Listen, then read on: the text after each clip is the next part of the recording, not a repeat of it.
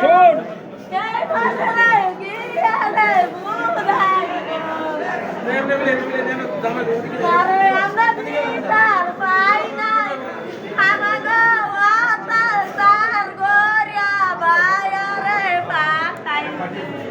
সাংবাদিক ভাইরা, আপনাদেরকে অসংখ্য ধন্যবাদ যে বিগত 1 মাসের ভিতরে অত্র কর্পোরেশন আদালতে প্রায় 4টি হত্যা মামলার বিচার কাজ সম্পন্ন হয়েছে এবং আপনারা সেসব মামলার রায়ের কি হয়েছে সেটা জানার জন্য আপনারা এই রায় প্রকাশ এবং পত্রিকা প্রিন্ট মিডিয়া প্রচারের জন্য আপনারা এসেছেন। এই জন্য আমি রাষ্ট্রপক্ষের আইনজীবী হিসাবে আপনাদের কাছে কৃতজ্ঞতা প্রকাশ করছি এবং আপনাদেরকে ধন্যবাদ জানাচ্ছি।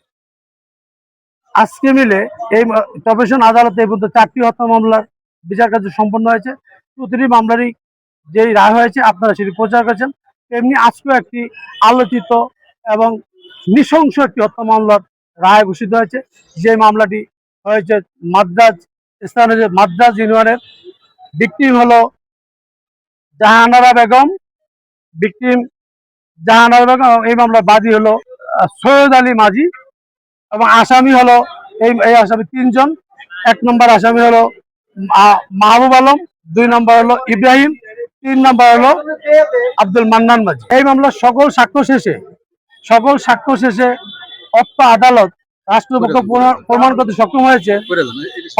প্রমাণ করতে সক্ষম হয় 1 নম্বর আসামি মাহবুব আলম এবং 2 নম্বর আসামি ইব্রাহিমকে আমৃত্যু কারাদণ্ডে দণ্ডিত করা হয়েছে এবং মান্নান মাঝির বিরুদ্ধে কোনো অভিযোগ প্রমাণিত না হয় তাকে বেকসুর খালাস প্রদান করা হয়েছে। বিজ্ঞ আদালত এও বলেছেন মান্নান মাঝি একজন চরিত্রহীন এবং লম্পট। এটা এলাকার সকলকে জানিয়ে দেওয়ার জন্য মান্নান মাঝি তার এই ভিকটিম মাহবুবের স্ত্রীকে অলওয়েজ টাইম অনৈতিক প্রস্তাব দিত এবং তার সাথে অনৈতিক মেলামেশার চেষ্টা করত। বিজ্ঞ আদালত অত্যন্ত দুঃখিত মর্মাহত ভাবে বলেছেন যেহেতু সেটা একটা দর্শনের অভিযোগ, এটা যেহেতু দর্শনের মামলা নয়, সেই জন্য আমি এই মামলায় মান্নানের বিচার করার এখতিয়ার আমার কাছে নাই। এই জন্য আমি তাকে ভর্ৎসনা করছি এবং এলাকাবাসীকে এটা জানিয়ে দিচ্ছি সে একটি চরিত্রহীন দুশ্চরিত্রহীন লোক। আর বাকি 2 জনকে আমৃত্যু কারাদণ্ড দেওয়া হয়েছে। আমরা রাষ্ট্রপক্ষ অত্যন্ত খুশি এবং আপনাদেরকে ধন্যবাদ। হোতা মান্নান এটা এলাকাবাসী অথবা ভিকটিমের পরিবার বলেছে, কিন্তু কোন সাক্ষ্য আসলে মান্নান মাঝির বিরুদ্ধে প্রমাণ করতে পারে নাই যে আসলে মান্নান মাঝি এই হত্যার সাথে জড়িত। কিন্তু একটা বিষয় প্রমাণিত হয়েছে, মান্নান মাঝি দুচরিত্র এবং তার পুত্রবধূকে সবসময় তার যৌন হয়রানির চেষ্টা করত। এই কারণে আদালত, যেহেতু এটা যৌন হয়রানির মামলা নয়, এই জন্য আদালত মান্নান মাঝিকে এই মামলায় বিচারের ক্ষমতা রাখে নাই, বিধায় তাকে খালাস দেওয়া হয়েছে। আদালত বলেছেন এবং আদালতে রায়ের কপিতে উল্লেখ করেছেন এবং সে যে দুচরিত্র এবং লম্পট, এই লম্পট এটা সবাইকে জানিয়ে দেওয়ার জন্য ভবিষ্যতে যদি তার বিরুদ্ধে এরকম কোনো অভিযোগ আসে সেই ক্ষেত্রে আদালত এবং যে কোনো আইন সংস্থা তার যথাযথ ব্যবস্থা গ্রহণ করবে।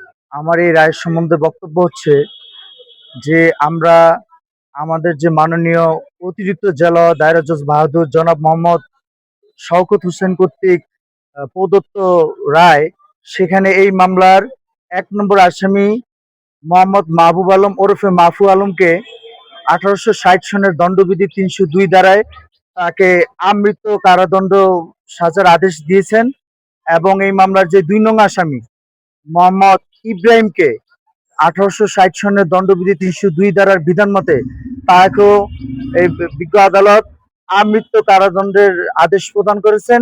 আমরা আসামি পক্ষে এই রায় কর্তৃক আমরা সংক্ষুব্ধ এবং অত্যন্ত মর্মাহত যে বিজ্ঞ আদালত এই মামলার যে একজনও প্রত্যক্ষ কোনো সাক্ষী নাই, এখানে একজনও কোনো আই উইটনেস বা যে প্রত্যক্ষ স্বচোখে দেখছে এরকম কোনো সাক্ষী না থাকা সত্ত্বেও আমার এই 2 জন আসামিকে আমৃত্যু কারাদণ্ডের আদেশ দিয়েছেন। আমরা এই রায়ের কারণে সংক্ষুব্ধ বিধায় আমরা এই রায়ের সার্টিফাইড কপি অর্থাৎ সই-মোহরের কপি পাওয়ার পরেই আমরা এই রায়ের বিরুদ্ধে মহামান্য হাইকোর্ট বিভাগে আমরা আপিল দায়ের করব।